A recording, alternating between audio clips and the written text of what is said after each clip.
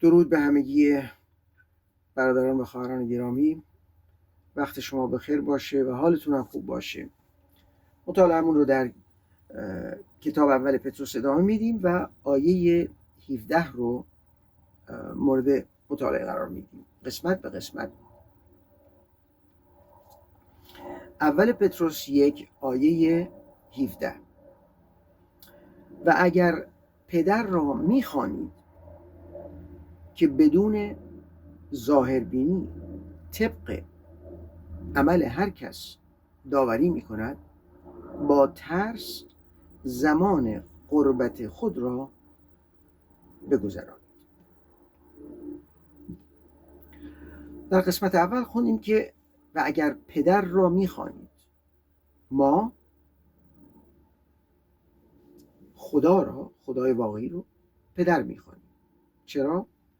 چون از نظر روحانی به وسیله تولد تازه از روح خدا فرزندان روحانی خدا شدیم. خدا پدر روحانی ما هست، ما هم فرزندان روحانی خدا هستیم. و در این مورد یوحنا 1 آیه 12 رو میخونم: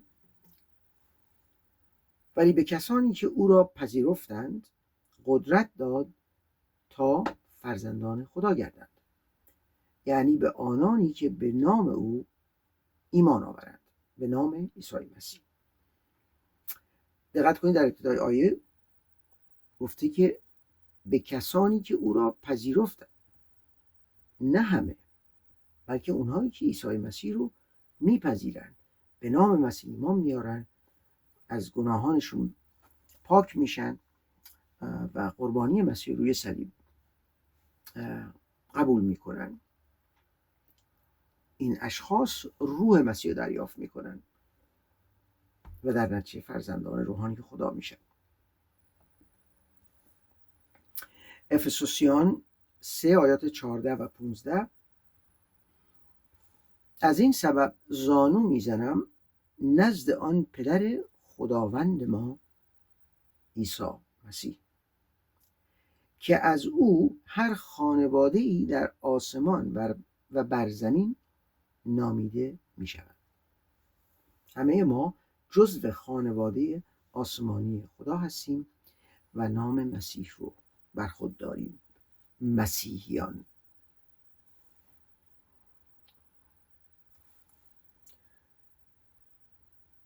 و در ضمن در آیه 14 افسوسیان 3 خوندیم که از این سبب زانو میزنم، این رو پولس رسول فرمود، نزد آن پدر خداوند ما عیسی مسیح.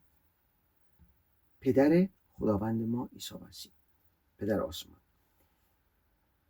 چون خدا هم پدر ما و هم پدر مسیح است، در نتیجه ما برادران و خواهران مسیح هستیم، جزو خانواده خدا.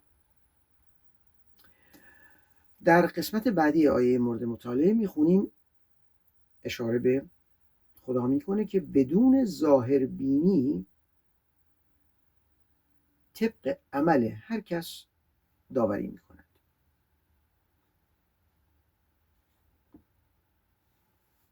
بدون ظاهر بینی. چند آیه در مورد این میخونیم. تثنیه 10 آیه 17: زیرا که یهوه خدای شما خدای خدایان و خداوند خداوندان و خدای عظیم و دلاور و مهیب است که طرفداری ندارد و رشوه نمیگیرد. تبعیض قائل نمیشه. خدای ما. ایوب 34 آیه 19: پس چگونه به آنکه امیران را طرفداری نمی نماید و دولتمند را بر فقیر ترجیح نمی دهد، زیرا که تمامی ایشان عمل دستهای او هستند، چه پولدار چه فقیر، چه پادشاه چه رئیس، چه اونایی که خدمت میکنن مقامشون پایین تره. خدا همه ما رو خلق کرده و بین ما تبعیض قائل نمیشه. اعمال رسولان 10 آیه 34: پتروس زبان را گشوده گفت به راستی یافتم که خدا را نظر به ظاهر نیست. باز در رومیان 2 آیه 11 در این مورد میخونیم زیرا نزد خدا ظاهر بینی نیست. یعقوب 2 آیات 1 تا 4 ای برادران من، ایمان خداوند ما عیسی مسیح خداوند جلال را با ظاهر بینی نداشته باشید. به عبارت دیگه به ایمانداران فرموده ظاهر بینی نکنید. حالا آیات بعدی هم نشون میده که برای مثال چطور حتی ایمانداران میتونن ظاهر بینی کنن. آیه 2 زیرا اگر به مجلس شما شخصی با انگشتری زرین یعنی طلایی و لباس نفیس داخل شود و فقیری نیز با لباس ژنده یعنی پوسیده بیاد، یه ثروتمندی میاد با انگشتر طلایی و لباس گرانبها و فقیری هم میاد که لباس کهنه‌ای داره. آیه 3 و به صاحب لباس فاخر توجه کرده گویید اینجا نیکو بنشین و به فقیر گویید تو در آنجا بایست یا زیر پاینداز من بنشین. اینجا تبعیض قائل شدن یا خطر این هست که بشن که به فقیره بگن برو اون جای پست بشین یا زیر پاینداز من بشین، ولی به جاش به اون ثروتمنده بهترین جا رو میدن. این میشه نظر بینی. 4 آیا در میان خود تبعیض قائل نشده اید و داوران خیالات فاسد نشده اید؟ این تفکرات فاسده. کسانی که در فکرشون این افکار رو میپرورونن. اول نظر میکنن به شخص اون ثروتمنده، اون وضعش خیلی خوبه، به اون بیشتر احترام بذارن. اون یکی نه، فقیره، هیچی نداره، اون زیاد کاری ندارم. اینها خیالات فاسد هستن. خداوند اونها رو فاسد اعلام میکنه. پس خدا بدون نظربینی همه رو داوری خواهد کرد. یادمون باشه که روز داوری هست.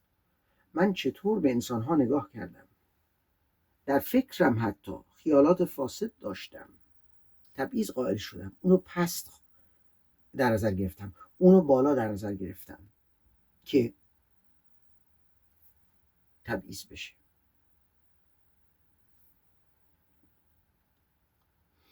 متی 16 آیه 27 راجع به داوری میخونیم.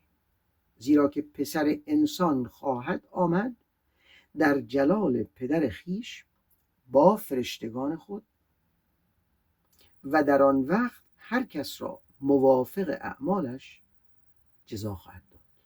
عیسی مسیح موقعی که بازگشت میکنه به عنوان داور بازگشت خواهد کرد برای داوری.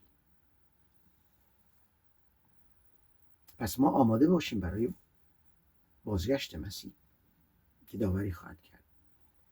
و در داوری آخر مکاشفه 20 آیات 12 تا 15 رو میخونم.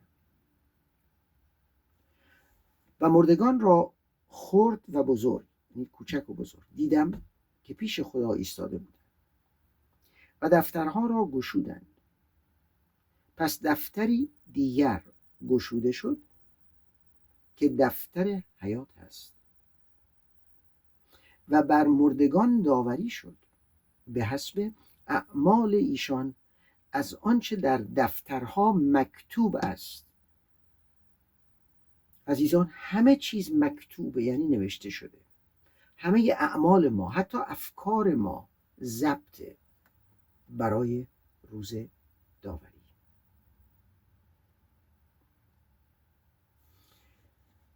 و دریا مردگانی را که در آن بودند باز داد و مرگ و جهنم مردگانی را که در آنها بودند باز دادند و هر یکی به حسب اعمالش داوری شد.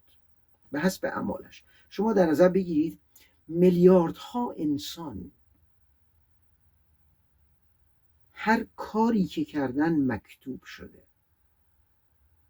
و بر حسب کارهای خودش هر شخصی داوری خواهد شد.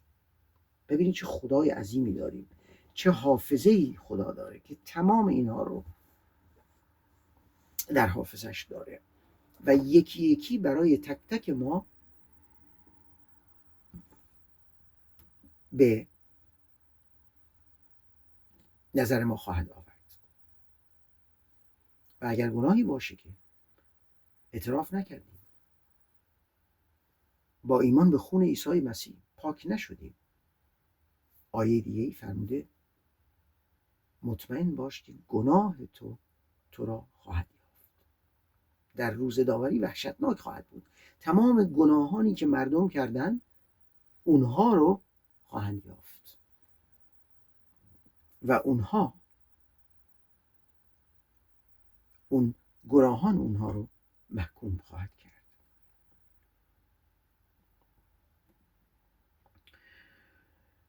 آیه 14 و مرگ و جهنم به دریاچه آتش انداخته شد.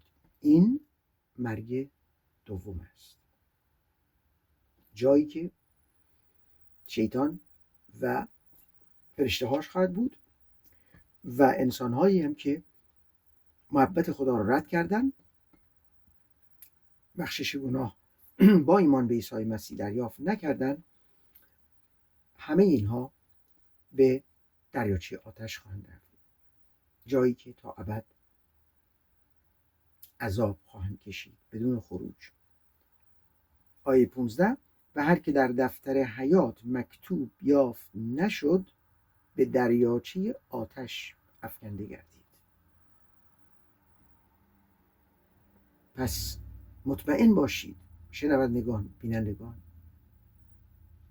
که در نام شما هم در دفتر حیات مکتوب شده، دفتر حیات بره خدا عیسی مسیح. آیا نام شما ثبت شده؟ آیا واقعا نجات پیدا کردید که به دریاچه آتش انداخته نشید؟ هر چه زودتر پیگیر باشید، همین امروز. به این دلیله که کلام خدا فرموده الان وقت مناسب است، الان روز نجات است، چون بعدنی ممکنه نباشه برای شما.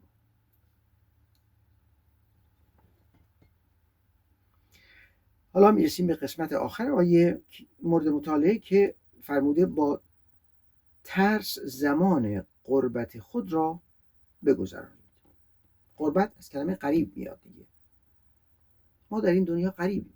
در این مورد هم آیات میخونیم که نشون میده ما ایمانداران مسیحی در این دنیا بیگانه هستیم. چرا؟ چون متعلق به این دنیا نیستیم. در دنیا زندگی میکنیم ولی متعلق به این دنیا نیستیم.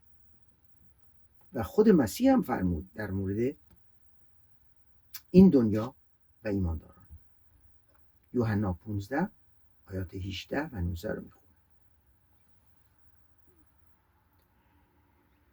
اگر جهان از شما نفرت دارد بدانید که قبل از شما از من نفرت داشته است. از مسیح نفرت دارد.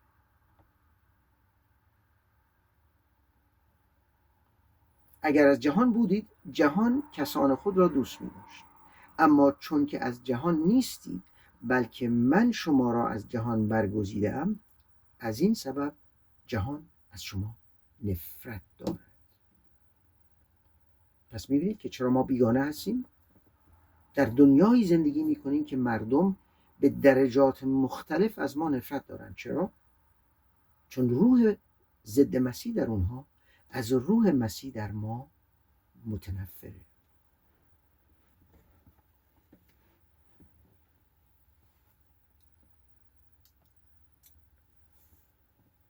اول تواریخ 29 آیه 15 زیرا که ما مثل همه اجداد خود به حضور تو قریب و مهمان هستیم و روزهای ما بر زمین مثل سایه است و هیچ دوام ندارد. روزهای ما مثل سایه است. سایه یه مدتی هست بعد میره. زندگی ما، عمر ما هم همینه، هیچ دوامی نداره. حتی در عهد عتیق ما میخونیم که قوم خدا در عهد عتیق هم همینطور غریب بودن. قوم اسرائیل در عهد عتیق تنها قومی بود که خدای واقعی رو میپرستید. در میان دنیای زندگی میکرد که غرق در بتپرستی و خرافات و انحرافات بود. خدایان کاذب میپرستیدن. مزمور 39 آیه 12: ای خداوند دعای مرا بشنو و به فریادم گوش بده و از اشکهایم ساکت مباش، زیرا که من غریب هستم در نزد تو و مهمان مثل تمامی پدرانم. اشاره حتی به پدران خودش میکنه. مزمور نویس اول پتروس 2 آیه 11 برای مسیحیان هم همین هست، همونطوری که برای قوم یهود بود. ای محبوبان، استدعا دارم که چون غریبان و بیگانگان از شهوات جسمی که با نفس در نزاع هستند اجتناب نمایید.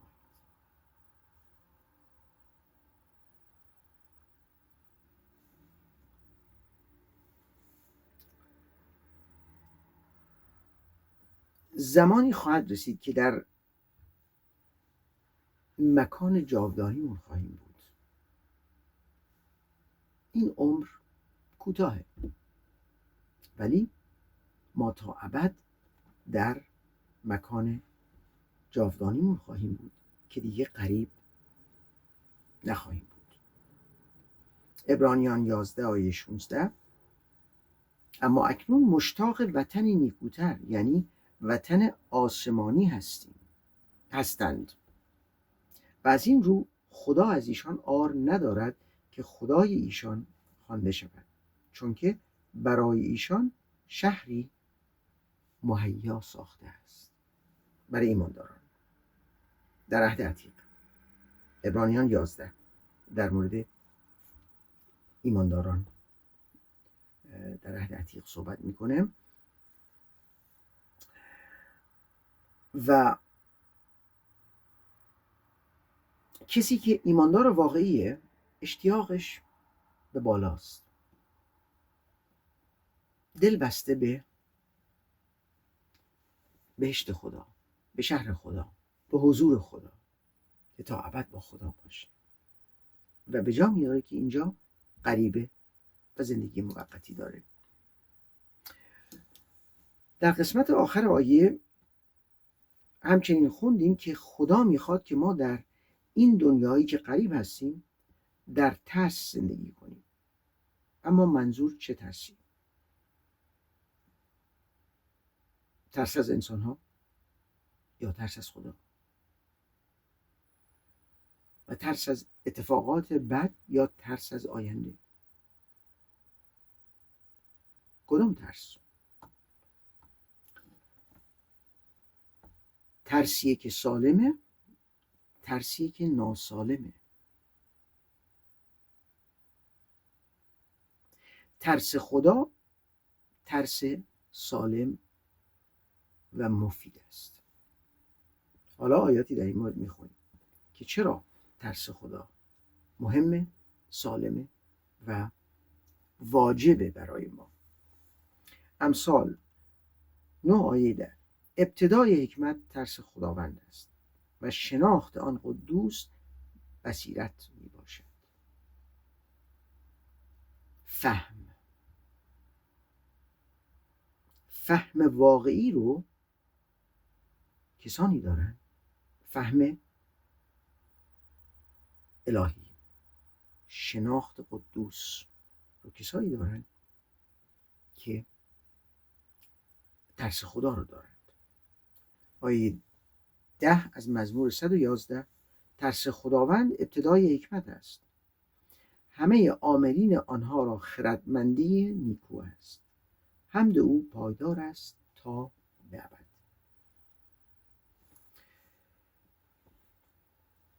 چرا ترس سالم خدا مهمه در زندگی یک ایماندار مسیحی؟ چرا نوشته در خاتمه آیه که خوندیم با ترس زمان قربت خود را بگذرانید؟ حالا راجع به فواید ترس خداوند هم آیاتی میخونیم. جامعه 12 آیات 13 و 14. پس ختم تمام امر را بشنوید، از خدا بترس و اوامر او را نگاه دار، چون که تمامی تکلیف انسان این است. دیگه از این واضح‌تر چطور میشه گفت؟ تمامی تکلیف انسان اینه: از خدا بترس و احکام او را نگاه دار. آیه 14. زیرا خدا هر عمل و هر کار مخفی را چه نیک و چه بد به محاکمه خواهد آورد. روز داوری که در موردش آیاتی خوندیم. امثال 16 آیه 6 باز در مورد فایده ترس خدا: از رحمت و حقیقت گناه کفاره می شود و به ترس خداوند آدمی از بدی دور می شود. کسی که در ترس خدا زندگی میکنه از بدی دور میشه، اجتناب میکنه، کنار بدی، کنار گناه، کنار شرارت نمیره، چون ترس خدا رو داره، مثل یک محرک که اون رو دور میکنه از گناه و شرارت. پس ببینید چقدر ترس خدا سالمه. همچنین امثال 8 آیه 13: ترس خداوند بیزار بودن از بدی است یا نفرت از بدی است. غرور و تکبر و راه بد و دهان دروغگو را نفرت می‌دارد. در آیه قبلی خوندیم که به وسیله ترس خداوند آدمی از بدی دوری میکنه. در این آیه میخونیم یه قدم فراتر، نه تنها از بدی، از گناه، از شرارت دوری میکنه، بلکه متنفر میشه. و نفرت، این نفرت سالمه که از بدی و شرارت و گناه ما متنفر بشیم. چرا؟ چون اگر واقعا متنفر بشیم دیگه کنارش نمیریم، بر نمیگردیم به شرارت و گناه. نفرت پیدا کردیم از گناه و این نفرت سالمیه، چون خدا از گناه نفرت داره. ما هم باید از گناه نفرت داشته باشیم و این نفرت رو نه به انسانها بلکه نسبت به گناه در خودمون با کلام خدا بپرورونیم که بیشتر بشه، بیشتر و بیشتر از گناه متنفر بشیم و برعکس بیشتر و بیشتر خدا رو دوست بداریم و از خدا لذت ببریم و از گناه دوری کنیم. چرا اکثریت مردم دنیا نمیخوان مسیح رو قبول کنن؟ چون گناهشون رو بیشتر از مسیح دوست دارن. نور به جهان آمد اما انسانها تاریکی رو، اشاره به گناه میکنه، از نور که عیسی مسیح است بیشتر دوست دارن.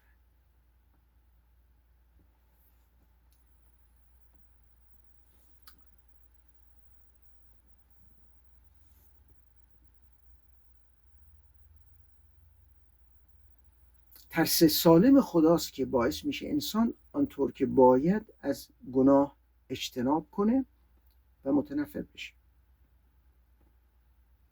این رو در ما ترس خداوند به وجود میاره. ممکنه ما خودمون بخوایم با تلقین و فکر کردن به عواقب از گناه دوری کنیم و تا حدی هم موفقیت آمیز است، ولی بهترین راه این که ما از گناه دوری کنیم و متنفر بشیم این است که ترس خدا رو یاد بگیریم. حالا در خاتمه قسمت آخر چگونه میتونیم ترس واقعی خدا رو یاد بگیریم؟ چه کار کنیم که ترس خدا رو واقعا یاد بگیریم؟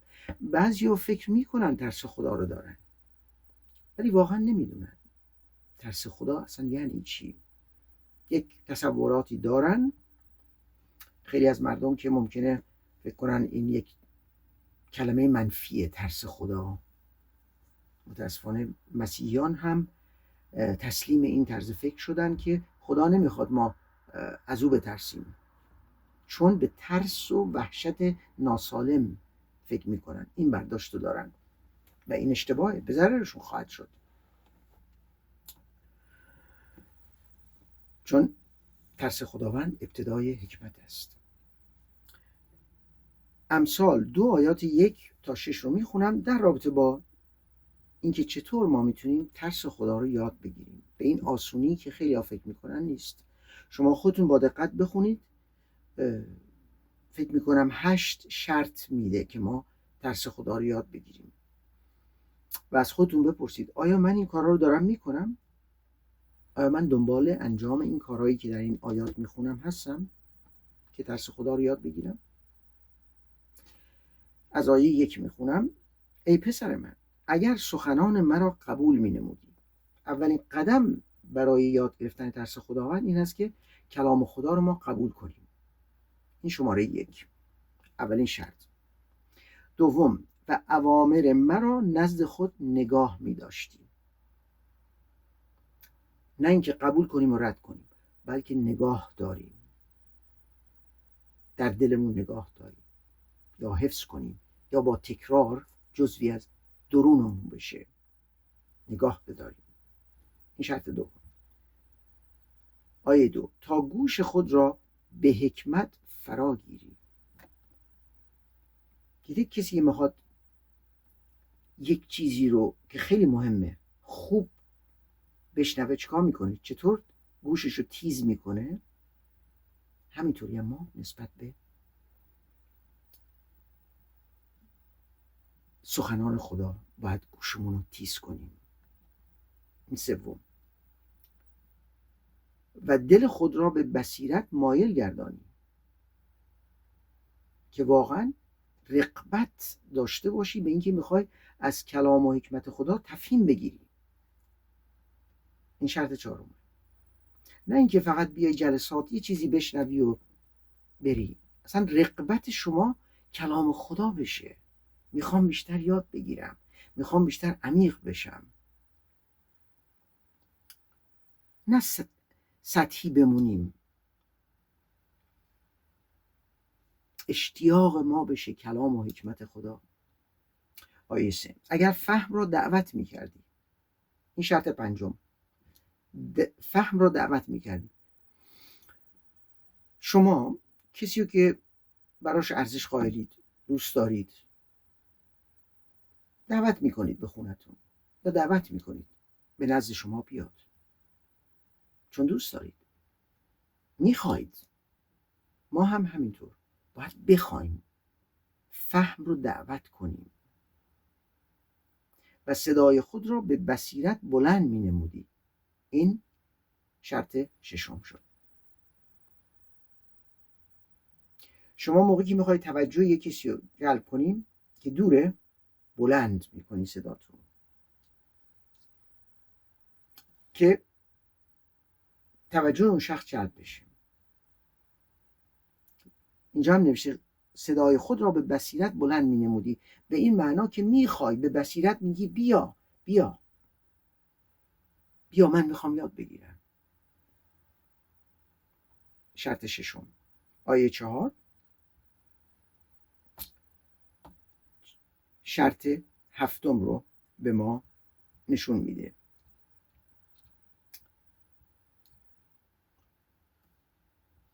اگر آن را مثل نقره میطلبیدی.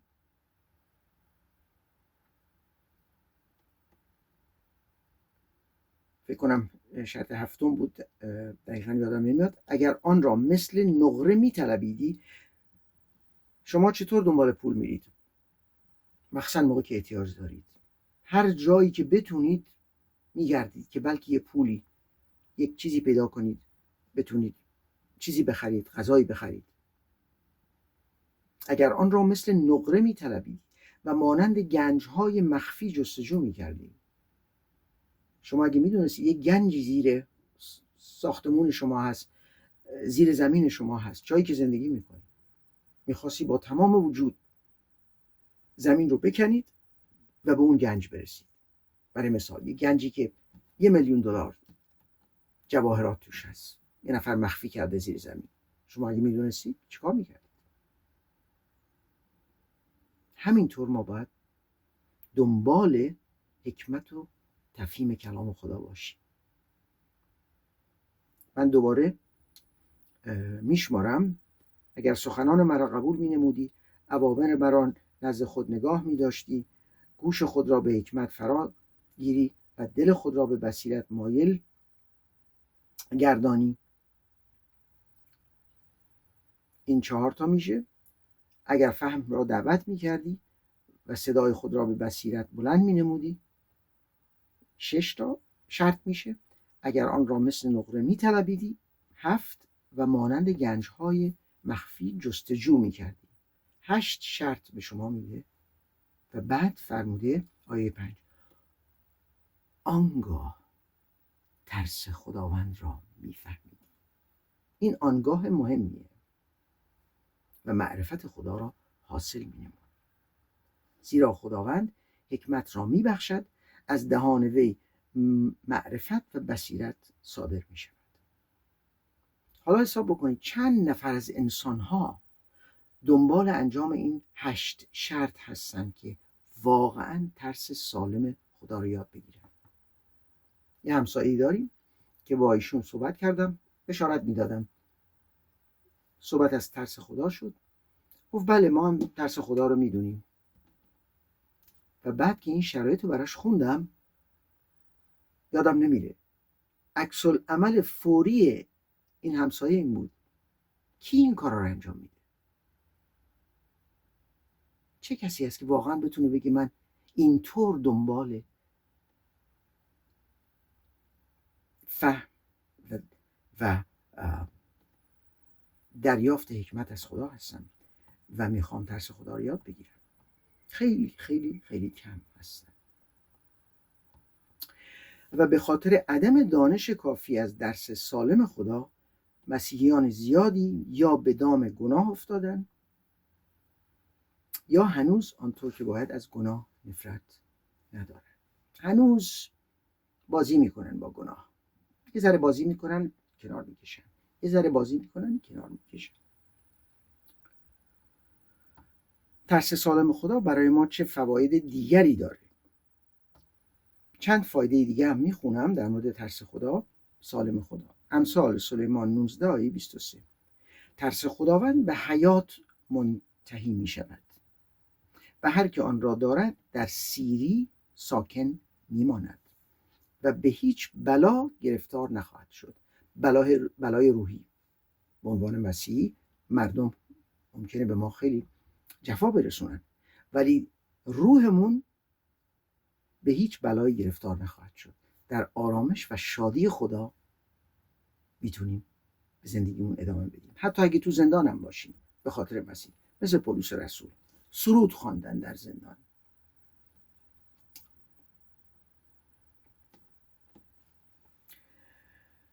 مزمور 34 آیه 9: ای مقدسان خداوند از او بترسید، زیرا که ترسندگان او را هیچ کمی نیست.